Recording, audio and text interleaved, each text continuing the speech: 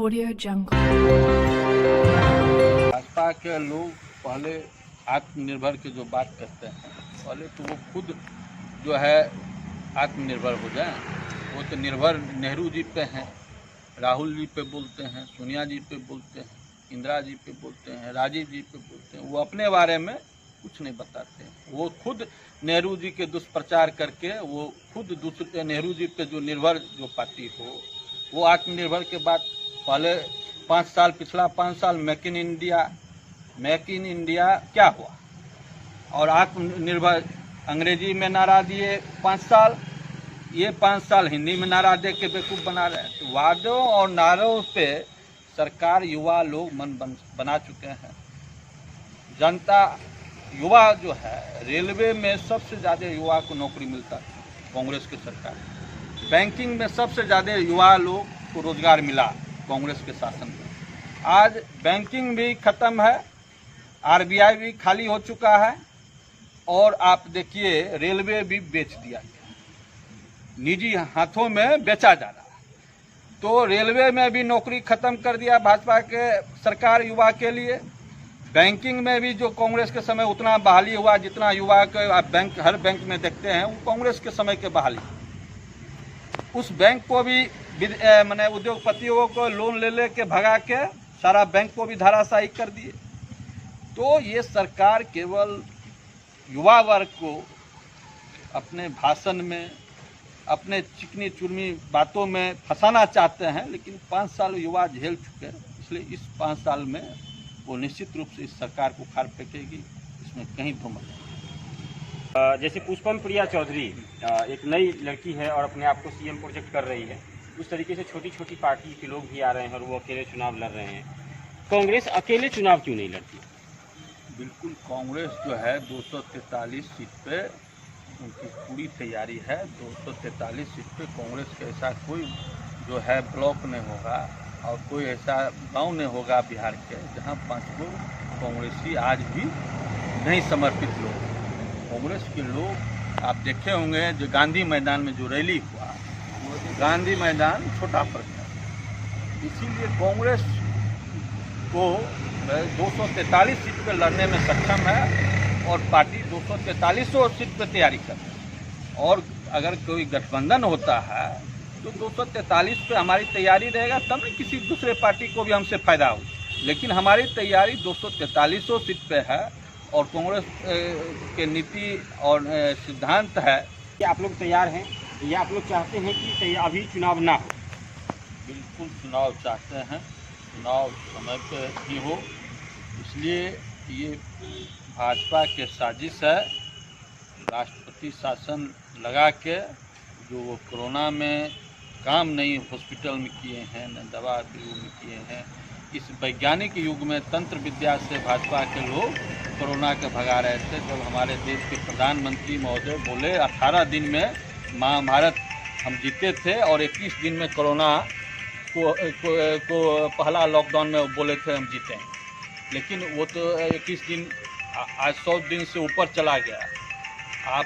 हम लोग जो है भाजपा के लोग को हम बधाई देते हैं कि भाई कोरोना जो है आप तीसरा स्थान विश्व में स्थान बना लिए और आपके लापरवाही से ये हुआ है। इसके लिए भाजपा के सरकार बधाई के पात्र हैं, जो भाई कोरोना में लोगों को भगवान भरोसे छोड़ दिए।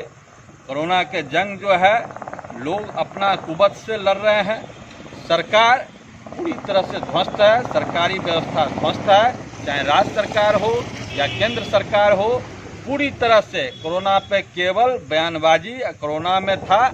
जब 30 तारीख को पहला कोरोना से 30 जनवरी को पहला मौत हुआ देश में, उसी समय सरकार राहुल गांधी जी 31 तारीख को बयान दिए, 31 जनवरी को।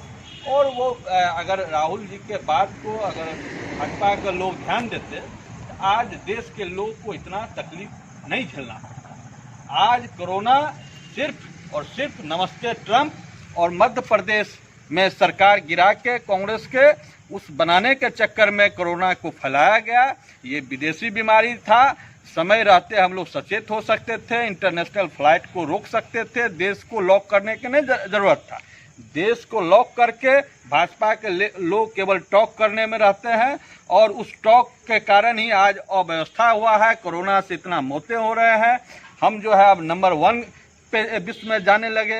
हर लॉकडाउन में विश्व में सभी देश में लॉकडाउन में कोरोना कंट्रोल हुआ और हमारे यहाँ अनकंट्रोल हुआ। सिर्फ भाषण के कारण हमारे प्रधानमंत्री जी नित्य दिन कभी टीवी पे, कभी रेडियो पे, कभी मन की बात, कभी तन की बात, तो कभी पहाड़ पर चले जाते हैं, कभी सेना के बीच चले जाते हैं। तो ये नित्य दिन केवल एक्टिंग करते हैं, एक्शन इनके पास नहीं। इसीलिए ये एक्टिंग से देश नहीं चलने वाला है। देश जो को काम से ही लोग को पेट भरने वाला है। और ये गरीब गुरबा के जिस तरह से आज त्राहिमाम हैं, आज भाजपा की गलत नीति के कारण ही देश ध्वस्त हो गया है, पूरी तरह से बर्बादी के कगार पे है। कोरोना के लिए सिर्फ भाजपा सरकार जिम्मेवार है। कांग्रेस की युवाओं के लिए क्या क्या कार्य योजना है कुछ? कांग्रेस पार्टी अगर बिहार में सरकार में आती है तो निश्चित तौर पर कांग्रेस पार्टी जो राहुल गांधी का न्याय योजना है, हर युवा को जो बेरोजगार हैं उन्हें 72,000 रुपया मिनिमम देने का स्कीम है कांग्रेस के पास। और दूसरी, अधिक से अधिक रोजगार सृजन का आइडिया भी हमारे पास है। इंजीनियर वेंकटेश जी, मुझे थोड़ा सा ये बताइएगा कि इस बार अगर चुनाव हुआ तो कांग्रेस की क्या रणनीति रहेगी? कांग्रेस की नीति और रणनीति बिल्कुल स्पष्ट है। जो देश के सांप्रदायिक ताकत है और भ्रष्टाचार की जो बिहार में सरकार है, जो अपराध बढ़ गया है, बेरोजगारी की जो स्थिति है, उससे निजात दिलाना, युवाओं को एक रास्ता देना, युवा हमारे देश के आगे बढ़ें,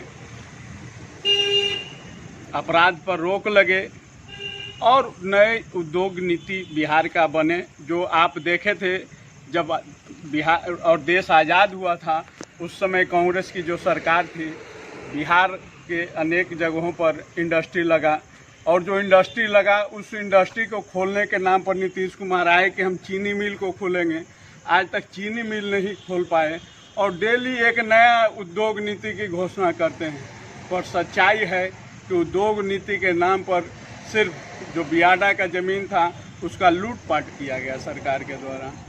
सच्चाई है कि यहाँ पर जिस प्रकार से बैंकों को लूटा जा रहा है, और ये कोई आज से नहीं है, जब से ये 15 साल होने जा रहा है एनडीए की सरकार है, बैंकों पर शुरू से ही हमला होते रहा और अधिकांश मतलब लगभग 90% रुपया आज तक बैंक का रिकवर नहीं हो पाया। ये पैसा किनका है? आम लोगों का है। आम लोगों को सिर्फ नया नया हर बार ये लोग नया ख्वाब लेकर आते हैं और ख्वाब को हकीकत में बदलने का काम नहीं करते, फिर अगले बार नया ख्वाब लेकर आ जाते हैं। कभी भी इन लोगों की नीति और नीयत स्पष्ट नहीं रही है। सिर्फ लोगों को ठगना और लोगों को बरगलाकर जाति धर्म के आधार पर बांटकर वोट लेना ही इनकी नीयत और नीति है। यशवंत सिन्हा जी के नेतृत्व में जो तीसरा मोर्चा अभी बन रहा है, उस पर आपकी क्या राय है? तीसरा मोर्चा का कहीं कोई जगह और स्थान नहीं है।